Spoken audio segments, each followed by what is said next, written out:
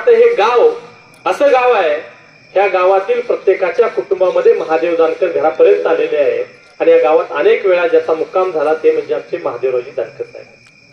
त्यामुळं एक योगायोग घडलेला आहे. राष्ट्रीय समाज पक्ष आणि उमेदवार म्हणून दिगंबर शेठ आगवणे एक समीकरण बनलंय आणि हे समीकरण घेऊन आम्ही तुमच्यापर्यंत आलोय. या तालुक्यामध्ये गेल्या 10 वर्षापूर्वी दिगंबर शेठ आगवणे सारख्या एका तरुण नेत्यानं या गावामध्ये, या भागामध्ये, या दुष्काळी पट्ट्यामध्ये उपेक्षित, वंचित, शोषित, कष्टकरी, कामगार, शेतकरी, पीडित या सगळ्यांना डोळ्यासमोर ठेवून या तालुक्याच्या सर्वांगीण विकासासाठी स्वतःला वाहून घेतलं आणि कामाला सुरुवात केली. काम करत असताना पीडित, वंचित या उपेक्षितांना डोळ्यासमोर ठेवून त्या माणसाच्या सुखासाठी झटणारा नेता म्हणून दिगंबर शेठ आगवणेंना पाहिलं जातं. त्यांची ओळख निर्माण झाली. एक दानशूर व्यक्तिमत्व कसं असावं तर दिगंबर शेठ आगवणेंसारखं असावं. अहो, ज्या भागाला पाणी प्यायला नाही त्या भागाला पिण्यासाठी पाण्या स्वतःच्या खिशातल्या पैशाचा टँकर पाठवून त्या माणसानं लोकांना प्यायला पाणी पाठवलं. अरे जो कधीच कोणत्या संविधानिक पदावर बसला नाही, पण संविधानिक पदावर नसताना सुद्धा स्वतःच्या खर्चानं तो माणूस तुम्हाला प्यायला पाणी पाठवला. अरे माझी दिवाळी नाही तर सर्वसामान्य कुटुंबातल्या लोकांची दिवाळी आनंदाने साजरी झाली पाहिजे, यासाठी त्याच्या घरातला दिवा जर पेटला पाहिजे, त्याच्या घरात आनंदाची दिवाळी साजरी झाली पाहिजे, यासाठी अग्रेसर राहणारं दिगंबर शेठ सारखं नेतृत्व आहे. मित्रांनो, हे नेतृत्व अतिशय चांगलं काम करताना पाहून त्या प्रस्थापितांना पाहवलं नाही. तुम्हाला वाटेल फक्त एका नाईक निंबाळकरला बघवलं नाही, तरी एका नाही तर दोन्ही नाईक निंबाळकरांना बघवलं नाही आणि खऱ्या अर्थानं सगळ्यांनी मिळून खोट्या केसेस, खोटे आरोप, बिनबुडाचे आरोप करून त्या माणसाला तुरुंगात धाडण्याचं काम केलं. पण मी ढवळकरांना सांगतो, माणसाला तुरुंगात पाठवू शकता पण जनतेच्या मनात असणारा माणूस कोणी काढू शकत नाही. हे जनतेच्या मनावर राज करणारं नेतृत्व आहे. जनतेमध्ये स्वतःची ओळख निर्माण करणारं नेतृत्व आहे. 2 निवडणुका झाल्या, त्यांनी 2 नंबरची मतं घेतली. आता दिदीने सांगितलं पराभव आपल्याला सवय आहे, पण ही निवडणूक आता पराभवासाठी लढायची नाही, ही निवडणूक आता विजयासाठी लढायची आहे. आणि हा फलटण कोरेगाव विधानसभा मतदारसंघातल्या आपण सर्वांनी निर्धार करायचा आहे, ही विजयाची लढाई आहे. अरे ही लढाई धनशक्तीच्या विरोधात जनशक्तीची लढाई आहे आणि जनशक्तीची लढाई करत असताना अहो काल पाहिलं, काल सभा झाल्या आणि त्या सभेमध्ये भाषणं ऐकली, लोकांनी नेतृत्वाने भाषणं केली. माजी खासदारांचं भाषण देखील ऐकलं. त्यांनी सांगितलं अजितदादांना, दादा तुम्ही सांगितलं तुमच्याकडे 3600 रुपये उसाला भाव देताय आणि आमच्याकडला तुमचा भाव ऐकला की आमच्या काळजात धस होतोय. काळजात धस होण्यासारखं काय आहे? शेतकऱ्यांना 4 पैसे जास्त द्यायला तुमच्या काळजात धस होतोय. तुम्हाला इतकी भीती वाटते. आणि अजितदादांनी त्यांच्या भाषणामध्ये सांगितलं की माझ्या बारामतीत मी 3600 रुपयाचा भाव देतो, पण तुमच्याकडे श्रीराम कारखाना अमुक तमुक सगळ्याची नावं सांगितली ती 3100 रुपये भाव देतात. पण दादा तुम्ही शब्दाला पक्के असणार आहेत. दादांना थोडासा विसर पडला. त्यांच्या स्टेजवर अनेक स्वराज्य कारखान्याचे निर्माते होते, पण त्या कारखान्याचा देखील दर 3100 आहे हे दादा सांगायला विसरून गेले. दादानी फक्त श्रीराम दिसला पण दादांना स्वराज्य दिसला नाही. म्हणजे दोन्हीही एकाच म्हणायचे म्हणे आणि दोन्ही नाईक निंबाळकरांना आणि दोन्ही पवारांना घरी बसवण्याची नामक संधी तुम्हाला आलेली आहे. एक मतदान दोन्ही पवार. अरे आजपर्यंत सांगितलं आमचं फलटणकरांचं पाणी बारामतीनं पळवलं. अरे आजपर्यंत आम्ही ऐकलं आमचं फलटणकरांचं पाणी बारामतीनं पळवलं. आज तुम्हीच बारामतीच्या धावणीला जाऊन बसला, आता त्याचं काय? तुम्ही जाऊन बसला ना बारामतीच्या धावणीला, आता तुम्हाला वाटत नाही का माझ्या फलटणकरांचं पाणी पळवलं? मित्रांनो विचार करा, ही मंडळी स्वार्थी आहेत. अहो ही तुमचा विचार करत नाही, त्यांचा विचार करते. महाराज तर कुठल्या पक्षात आहेत मला तेच कळना. महाराज आहेत कुठल्या पार्टीत? मुळामध्ये 2 पार्टी आहेत, राष्ट्रवादी खुर्द आणि राष्ट्रवादी बुद्रुक. पहिली होती ती खुर्द होती, म्हणजे जे मूळचं असतं त्याला खुर्द म्हणतात ना. नव्याने एखादं गाव झालं तर त्याला आपण बुद्रुक म्हणलं जातं. आता महाराज आहेत खुर्द मध्ये का बुद्रुक? बहुतेक बुद्रुक मध्ये आणि खुर्द वरती प्रेम आहे. म्हणजे दोन्ही घरचा पाहुणा उपाशी राहण्याची वेळ आता आलेली आहे. परंतु ज्या माणसाने आम्ही नेहमी म्हणलो ना, फलटणकरांवरती अन्याय कुणी केला तर पवारांनी अन्याय केला. अरे जर तुम्हाला मला जागृत मंडळी आपण फलटणकर स्वाभिमाने आणि खऱ्या अर्थानं आता मताच्या पेटीतून दाखवण्याची वेळ आलेली आहे. फलटणमध्ये फिरताना गावागावात गेल्यानंतर लोक बोलवतात. आता सांगितलं तुम्ही, घरात बोलवतात, लोक प्रेम करतात. तुमच्यावर नाही तर तुमच्या रूपानं दिगंबर आगवणेंकडे पाहून लोक तुमच्यावरती प्रेम करतायत.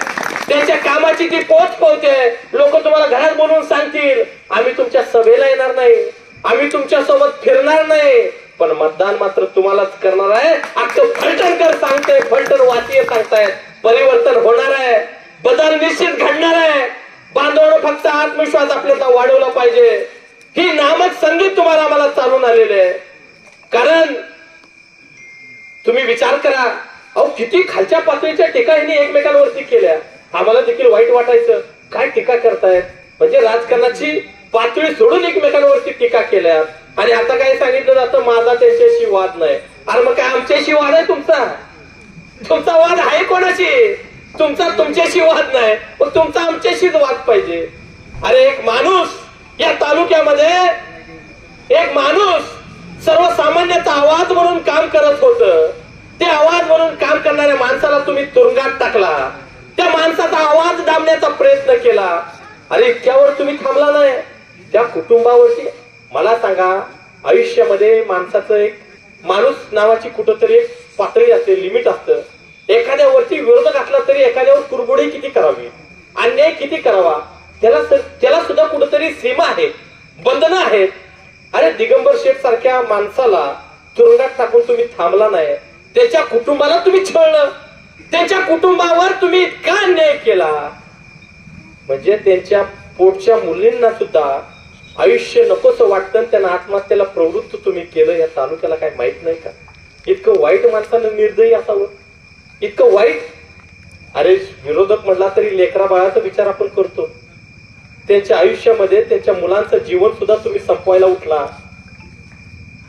सामान्य माणसाचं काय होणार आहे? एका चांगल्या नेतृत्वाचं घर उठवलं, आज तुम्ही त्यांचं घर संसार उघड्यावर आणला.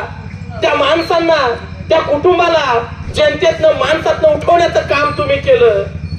हे काय चांगलंच होतं काय का? त्या स्वाभिमानी फलटणकरांनी विचार करा. आपण सगळे जर तुम्ही मंडळी इथं आलेले आहात, जे आलेले नाहीत, माझा आवाज ज्यांच्यापर्यंत पोहोचतोय, जर वाटत असेल स्वाभिमानी माणूस तुमच्या आमच्यासाठी लढतोय आणि हा लढणारा माणूस पुन्हा आपल्यामध्ये आणायचा असेल तर तुम्ही निश्चित त्याला आमदार करा. तुरुंगातून आमदार म्हणूनच दिगंबर शेठ त्या फलटणकरांच्या सेवेसाठी येतील. अरे राष्ट्रीय समाज पक्षाचा इतिहास आहे. 2019 ला राष्ट्रीय समाज पक्षाचे आमदार रत्नाकर घुटे जेलमध्ये होते, तुरुंगात होते, आणि तुरुंगातला माणूस महादेव जानकरांनी आमदार केला. आमदार झाल्यानंतर 11 महिन्यानंतर ते स्वतःच्या मतदारसंघात आले. पण निश्चित जानकर साहेबांनी काल देखील सांगितलंय, तुम्ही दिगंबर शेठना आमदार करा, मी त्यांना मंत्री करेन. निश्चित हा माणूस तुरुंगातून आमदार म्हणून येईल आणि फलटणचा नामदार म्हणून सुद्धा फलटण मध्ये आल्याशिवाय राहणार नाही. विकास केला, विकास केला. जर विकास केला, अजितदादा काल एक बोलून गेले ना, ते काय म्हणाले, तर तुम्ही माझ्या माणसाला निवडून द्या, मी निधी इतका देतो, इतका निधी देतो, तर अनेक निधी तुम्हाला कुठे काही कमी पडू दिलं नाही. आता दादा गेले 15 वर्ष तुमच्या त्या खुर्द बुद्रुक काय त्याचाच आमदार होता ना. त्यावेळेला दादा तुम्ही कुठे होतात? म्हणजे 15 वर्ष आम्ही आमदार तुमचाच केला की, 15 वर्ष आम्ही आमदार तुमचाच केला. मग त्यावेळेला निधी का दिला नाही? आता ह्याला निवडून द्या, मी निधी देतो. मुळात हे आमदार झाले पाहिजेत, तुमची सत्ता आली पाहिजे, मग तुम्ही निधी देणार. तुमची सत्ता यायचं लांब, हे आमदार व्हायचे लांब. मला वाटतंय लोकांनी ठरवलंय बुद्रुकचं तर डिपॉझिट जप्त करायचं आणि खुर्दवाल्याला घरी बसवायचं, हा निर्धार फलटणकरांनी केलाय. आमची लढाई विद्यमान आमदाराशी आहे, आमची लढाई आता विद्यमान आमदाराशी आहे. आमच्यात आणि त्यांच्यात आता स्पर्धा चालू आहे. पण निश्चित सांगतो, त्या माणसाला तुम्ही 3 वेळा संधी दिलेली आहे. दिली ना 3 वेळा संधी? एकदा नाही 3 वेळेला आपण त्या माणसाला आमदार केलंय. अरे एवढी सेवा करतील का? बास की, आम्ही मी वैतागलो तुझ्याकडनं सेवा करून घेऊन. माणसं म्हणतात ना, एकदा संधी द्या सेवा करायची, एकदा संधी द्या सेवा करायच्या. लगा आमची सेवा करता करता करता मास्तर लोक इतकी मोठी झाली, आम्हाला पण एखाद्या वेळेस वाटतं ना, आता आम्ही जर एका माणसाला 3-3 वेळा संधी दिली असेल, अरे दिगंबर शेठ सारखा माणूस, ज्या माणसानं कुठल्याच पदावर नसताना स्वतःच्या खिशातनं पैसे घालून तो माणूस जर तुमचा विचार करत असेल तर एक वेळाला ह्या माणसाला संधी द्या, संधीचं सोनं झाल्याशिवाय राहणार नाही, निश्चित तुम्हाला सांगतो. मी परवा देखील सांगितलं, ही निवडणूक ग्रामपंचायतीची नाही, ही निवडणूक सोसायटीची नाही, इथं आमदार निवडायचा आहे. कुणाच्या तर तालावर नाचणारा, कुणाच्या तर इशाऱ्यावर उठणारा बसणारा नंदीबैल निवडायचा नाही. नंदीबैल नको आहे. आमदार स्वतःच्या विचाराने, स्वतःच्या बुद्धीने चालणारा माणूस आमदार झाला पाहिजे. आणि मतदारसंघाची सुद्धा आबरू जाती. एखादा माणूस, आता आमदाराला तुम्ही गेला, आमदाराकडे एखादी भूमिका मांडली, आमदार काय म्हणा, थांबा जरा वाड्यावर विचारतो मग तुम्हाला सांगतो. अरे आता आमदार थोडं करायचंय का? अरे तुझं थांबून, तुझं विचारून येऊ पुत्र माणूस मरून जाईल की आता.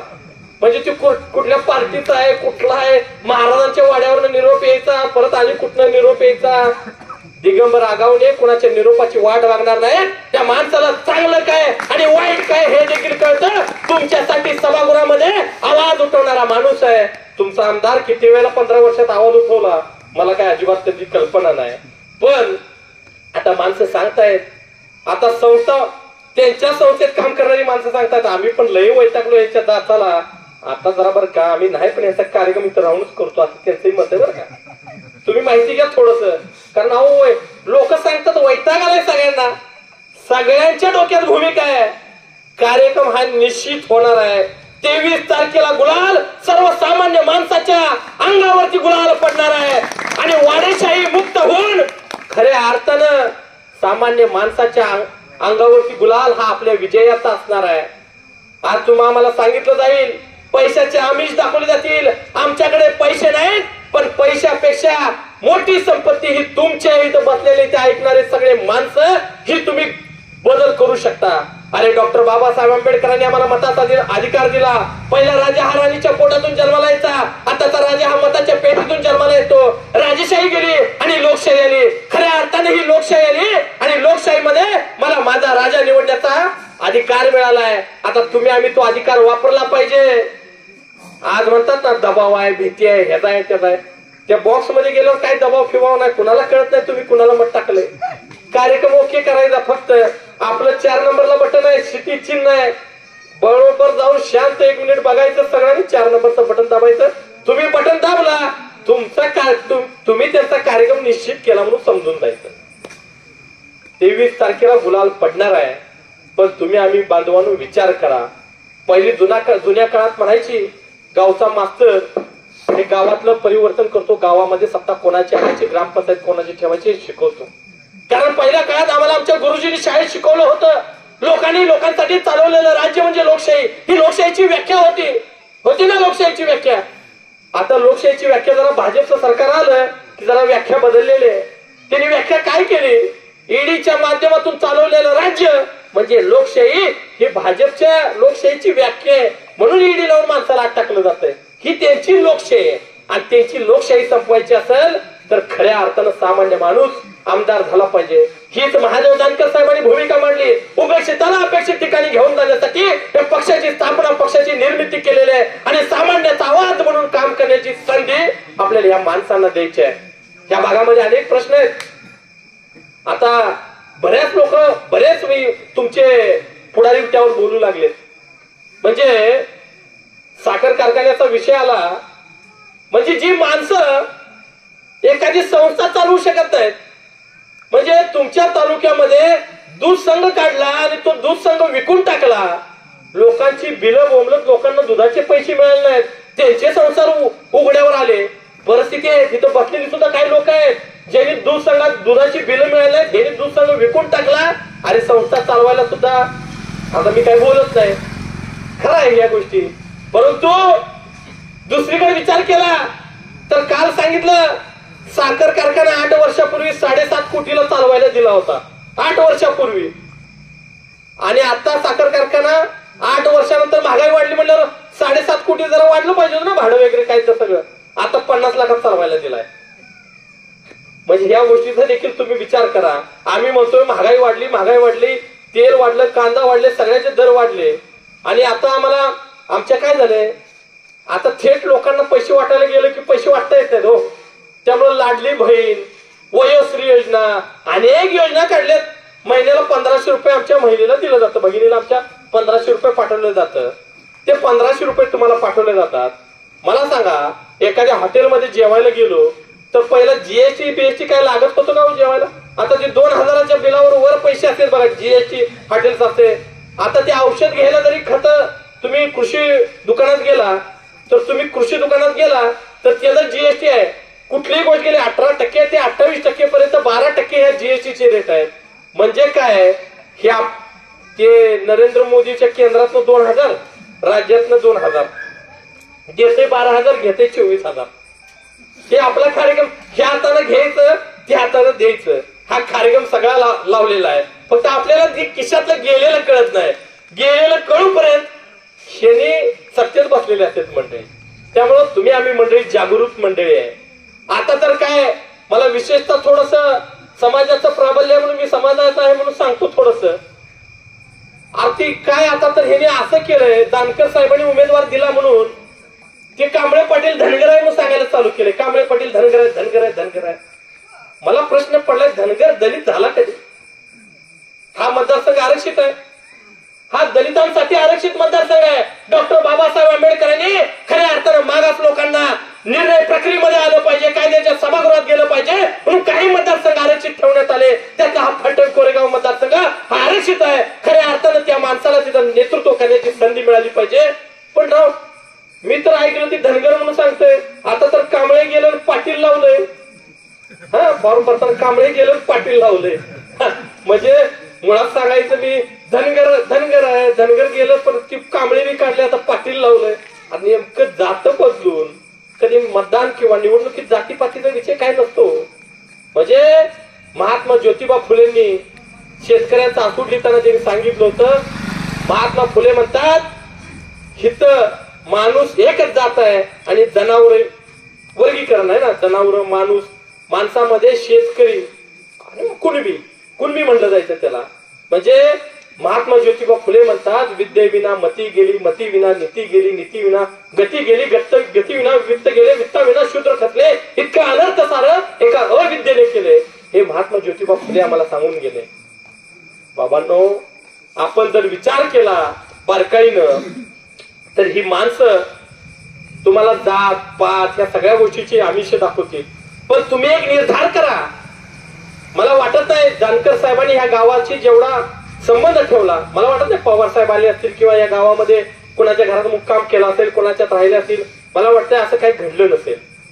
आणि जानकर साहेब आपल्या सातारा जिल्ह्याचे सुपुत्र आहेत आणि निश्चित त्यांच्या माध्यमातून आपण एक चांगला उमेदवार, तुमच्या आमच्या जनतेच्या मनातील उमेदवार आपण देण्याचा या ठिकाणी प्रयत्न केलेला आहे. त्यामुळे तुम्ही सगळ्यांनी ठरवायचं आहे, हा आमदार तुमचा आमदार होणार आहे, हा आमदार हा जनतेचा आमदार असणार आहे. हा आमदार तुम्ही आमदाराकडे जाऊन त्याचा हात धरून तिथे सही कर सांगू शकता. पण इथल्या आमदाराकडे आताच्या गेला सही कर म्हणलं, ते म्हणा थांब 2 मिनिट जरा माझ्या मालकाला विचारून येतो. ते म्हणल ना, त्याला मालक आहे, आम्हाला मालक नाही ना कोण, दुसऱ्याला पण मालक आहे. बरोबर आहे. हा, दुसरा निवडून यायचं बार त्याचं डिपॉझिट जप्त करायचं ठरलंय, त्यामुळे ती स्पर्धेतनं बाहेर येतात. परंतु दुसऱ्याला पण मालक आहे. आणि काय विशेष म्हणजे ह्या 2 आमदाराला 2 नाईक निंबाळकर मालक आहेत आणि ह्या 2 नाईक निंबाळकरांना 2 पवार मालक आहेत. कळालं का? खरंय ना? ह्या दोन जे आमदार आहेत, हे आमदारकीचे उमेदवार, यांचे मालक नाईक निंबाळकर आणि नाईक निंबाळकरांचे मालक पवार. आणि पवारांनी आमचं पाणी पळवलं. टाकायची का मत? विचार केला पाहिजे ना आपण सगळ्यांनी. आपण सुज्ञ मतदार आहोत, आपण जागृत आहोत. अरे हा सगळा विचार करत असताना एक वेळेला परिवर्तन घडवायचं, असं काय होणार आहे का? तुम्ही 3 वेळेला, महाराज अजिबात नाराज होणार नाहीत. तुम्हाला खास करून सांगतो, महाराजांना सुद्धा माहिती आहे माझ्या माणसाला 3 वेळा आमदार केले, एकदा पडल्यानं काय बाबूळ बुडायचंय का? हा, 3 वेळा. आता त्या माणसात स्वप्न राहिले का आमदार करा? आता आमदार होऊन काय मंत्री होणार आहे का? मंत्री कोण होणार? महाराजच होणार. मग महाराज आमदारकीला उभारलेत का? त्यांनी कसं बी मंत्री होतील काय झालं तर भविष्यात. परंतु हे माणूस पडला तरी मंत्री होणार नाही, काय नाही, काय होणार? आमदारच होणार. आता 15 वर्ष आमदार केलाय नाहीच ना त्याला, पण एकदा दिगंबर शेठला मंत्री आमदार करा, निश्चित माणूस मंत्री होईल, निश्चित कमजोर होईल. राष्ट्रीय समाज पक्ष आज महाराष्ट्रामध्ये जागा एवढ्या ताकदीनं लढतोय, इतक्या ताकदीनं जागा लढतोय. निश्चित राष्ट्रीय समाज पक्षाचे 25 आमदार या महाराष्ट्रामध्ये येतील आणि त्यामध्ये निश्चित फलटणला मंत्रिपदाची संधी निश्चित या ठिकाणी आपले अध्यक्ष दिल्याशिवाय राहणार नाही. त्यामुळे बांधवांनो, सगळ्या गोष्टीचा बारकाईने विचार करा. पैशाचे आमिष मगाशी सांगितलंय, तुमचेच पैसे आणलेत. ह्यानी काय कुठे रोजगार हमीवर कामाला विमाला गेलते काय कोण खड्डे काढायला? पैसे कुणाचे? तुमचेच पैसे. काय आता सांगतोय आता म्हणजे काल आम्ही ऐकलं कुठलाही विकास काम आणलं म्हणजे लोकांनी एक विचार केला बरं का. लोक पण फार हुशार झालेत. एखादा माणूस सांगतो ना, मी मतदारसंघात 2000 कोटी आणलो, 3000 कोटी आणलो, तर खाली बसलेली माणसं हुशार असेल ना, ती हिशोब करते 2000चे 3% किती, 2000चे 5% किती. म्हणजे 2000 आणलं तर त्याच्यात 3% आणलं, 2000 आणलं तर 5% आणलं. म्हणजे हे टक्केवारी घेऊनच सगळा कार्यक्रम चालू आहे. म्हणजे ह्याने काय केलं? रोजगार हमीवर कामाला गेला का? अजिबात नाही. 2000 आणलं, तुम्हाला दाखवलं 2000, पण त्यातलं ह्यानं 5% खाल्लेत ना. मला विचार करा, 15 वर्षापूर्वी शाळेमध्ये शिकवणारा मास्तर आज कसा आहे? गाडी घोडं सगळं व्यवस्थित आहे ना. आणि आपलं काय? आपण आहे तिथंच आहे. गरीब गरीब होत चाललाय, श्रीमंत श्रीमंत होत चाललाय, आणि मधला जगणं पण आणि मरण पण, अशी परिस्थिती वर्गवारी झालेली आहे. त्यामुळं परिवर्तन झालं पाहिजे समाजामध्ये. तुम्ही आम्ही जागृत झालं पाहिजे. आम्हाला सांगितलं तरुण बेरोजगार झालाय, तरुणाच्या हाताला रोजगार मिळणार. आता मी तर परवा ऐकलं त्यांच्याच पार्टीचा या खुर्दवाल्याचा एक पहिलीचा उमेदवार आहे, त्याने काय सांगितलं माहितीये का? मला आमदार करा, सगळ्या पोरांची लग्न करून टाकतो. आता मला कळ ना, मी विचार केला त्याला मुली एवढे आहेत का गावामध्ये काय? म्हणजे विचार करण्याचा प्रश्न आहे. तालुक्यामध्ये मला आमदार करा, मतदारसंघातल्या सगळ्या तरुणांची लग्न लावून देतो. अरे तरुणांच्या लग्नांपेक्षा म्हणजे तरुणांना रोजगार नाही. अच्छे दिन आले का? अच्छे दिन आम्हाला सांगितलं 10 वर्षापूर्वी अच्छे दिन येणार, काय काळ धन येणार, 25 लाख रुपये खात्यात येणार. आला असेल कोणाच तर 25 लाख रुपये. 25 लाखाचं 2000 वर आणलंय तिने. 25 लाखाचं 2000 वर आणलंय. त्यामुळे सगळ्या गाजरांचा पाऊस एवढ्या मोठ्या प्रमाणात गाजरं पडली. भविष्यात पण आता सभा पडतील याच्या सभेला. नुसतं गाजर, नुसतं आश्वासन देणे हा व्यवसाय. आणि ही माणसं तुम्हाला वेड्यात काढायची, तुमची मतं घ्यायची, राज्य करायची, ही भानगडी करत आलेले आहेत. त्यामुळं निश्चितपणे तुम्हा सगळ्यांना कळकळीची विनंती करतो. वेळ बराच झालाय. ताईची वाट बघत होतो. मला वाटतं ताई ना वेळ लागते ना? हा, म्हणजे ते ताई येऊपर्यंत माझी बॅटिंग चालू आहे. त्यामुळं 5 मिनिट अजून बॅटिंग करतो मी. म्हणजे आपण सगळ्या मंडळींनी राजकारणाच्या पलीकडे काहीतरी समाजकारण असावं. महाराष्ट्राला सध्या पुरोगामी महाराष्ट्राला छत्रपती शाहू महाराज, शिवाजी महाराजांच्या, फुले शाहू आंबेडकरांच्या महाराष्ट्रामध्ये आपण जर विचार केला तर आता महाराष्ट्राला प्रबोधनाची गरज आहे. आणि ते प्रबोधन हे शाळेत झालं पाहिजे. ते प्रबोधन आता कीर्तनातून झालं पाहिजे. ते प्रबोधन राजकारणातून सुद्धा झालं पाहिजे. आणि राजकारणामध्ये चांगल्या तरुणांनी यायचं नाही का? आजपर्यंत आमच्या बापाला, आज्याला, पंजाला सांगितलं राजकारण वाईट आहे, या भानगडीमध्ये पडू नको. अरे ज्यांनी आम्हाला सांगितलं नाही ती म्हणते बरं का राजकारण वाईट आहे. पोरला सांग त्या बैठक चालायच्या बैठकीत पोरगे आता उद्या ह्यातल्या एखादा बोलून घेणार, तुझं पोरगच्या बैठकीत बघता राजकारण वाईट आहे. लगा आमच्या बापाला तुम्ही सांगताय, तुमच्या 4 पिढ्या ही धंदा करताय, तुमचं चांगलं होते ना, आमचं कसं वाईट होईल? विचार करायची गोष्ट आहे. अरे डॉक्टर बाबासाहेब आंबेडकरांनी सांगितलं होतं, जा आणि घराच्या भिंतीवरती लिहून ठेवा मला राज्यकर्ती जमात बनायचा आहे. हो, आम्ही लिहून ठेवलंय. आता आम्हाला राज्यकर्ती जमात बनायचा आहे, आम्हाला आमदार खासदार बनायचं आहे. आणि म्हणून दिगंबर शेठ सारखी माणसं आमदार झाली पाहिजेत. सामान्याच्या आज सोन्याचा चमचा तोंडात घेऊन जन्मलंय, त्याला काय कळणार आहे? तुमच्या घरामध्ये आज पीठ नाही, काय कळणार आहे? चूल पेटायची काय कळणार आहे?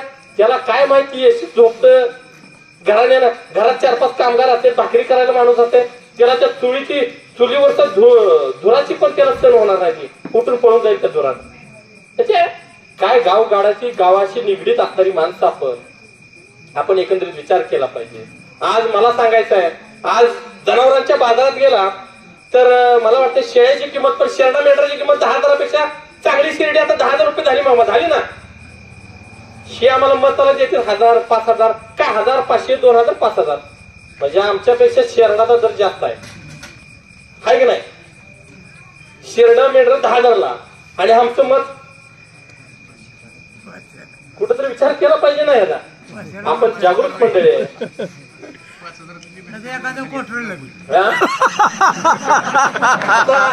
आता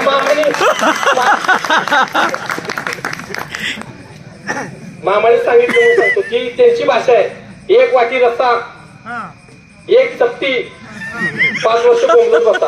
एक चपटी, एक वाटी रस्ता 5 वर्ष बोंबलत बसता. हा कार्यक्रम त्यांच्याकडे आहे. आपल्याकडे काय, घरची भाकरी खाऊन शिदोरी खाऊन दिगंबर आगवणेंना मतदान करायचं, शिट्टी समोरचं मतदान करून खऱ्या अर्थानं स्वाभिमानी माणूस आपल्याला विधान भवनात पाठवायचा आहे. तुम्ही आम्ही मंडळींनी ठरवलं पाहिजे. आणि हा विचार करत असताना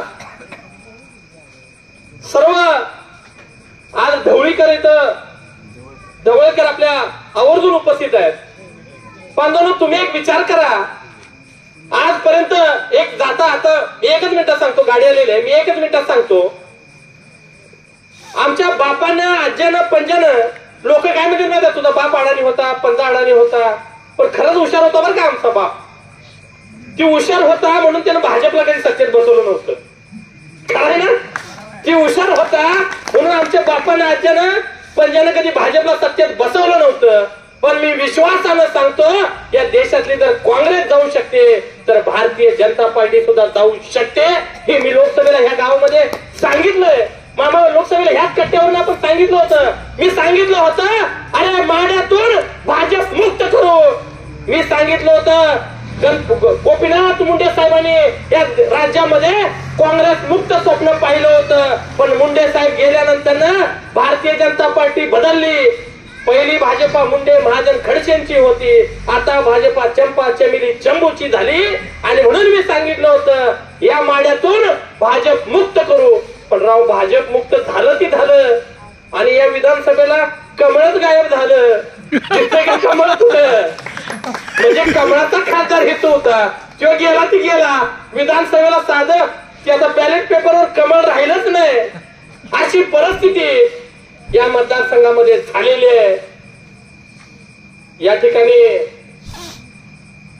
जयश्रीताईंचं आगमन झालेलं आहे. आपण त्याची वाट पाहतोय. आज कोरेगाव फलटण विधानसभेतील कोरेगाव मतदारसंघातील दौरा आटपून ते आलेले आहेत. त्यांच्यासोबत आमच्या राष्ट्रीय समाज पक्षाचे आमचे महाराष्ट्राचे सचिव भाऊसाहेब अप्पा वाघ हे देखील आवर्जून उपस्थित आहेत. त्यांना विनंती करतो त्यांनी विचारमंचावरती यावं. ताईंची वाट बघत बघत मी थोडी मिस बॅटिंग केली. आता नाना फक्त राहिलीच भाषणाचे, त्यामुळं तुमची वाट पाहून